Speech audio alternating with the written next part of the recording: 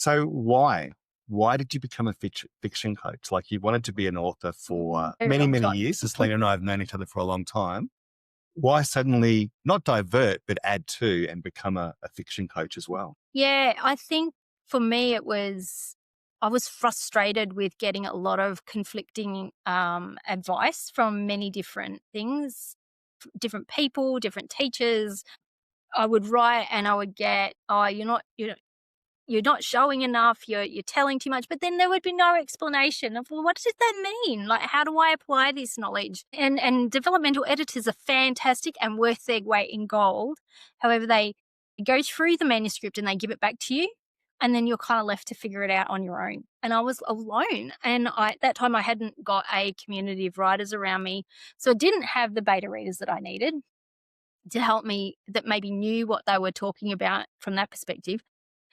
So I happened to come across an advertisement from Denny Nash for Author Accelerator, and I had studied writing for a long time at this point, and I still was struggling with this. So I was like, I'm going to learn as much as I can about writing fiction so that I can help myself, but also so I can help other writers to navigate this sea of mixed messages that come across, or people giving them feedback, but they don't know what to do with it. So, which is when I give feedback to my clients, I don't just say, "You're telling there," and leave it at that. I say why it's telling and how it might be changed into showing.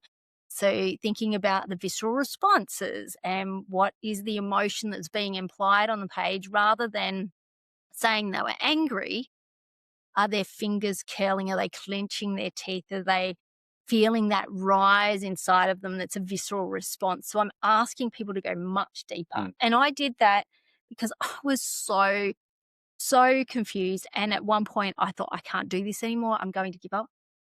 And that was at that point, and I found the course and I did it, and it was the best thing I ever did for both myself as a writer and also for my business. From a writer's perspective who's not a coach, when you put something out to an editor and they come back with their first round of feedback, they are speaking another language. And if you're a new writer, and when it comes to writing novels, I was certainly quite new, still aspiring. I got feedback I didn't understand. So Selina served as a translator to help me actually apply it. And I began writing. I trained in screenwriting when I was a young man and had a script published when I was really young. And script writing versus writing a novel, two very different beasts. So I can't actually sing the praises of writing coaches enough, just because it's like any career. As a mental health professional, there's a whole other language that we use. We need to remember to ground what we're telling them in information and words that are familiar to them, which is what a writing coach certainly does do.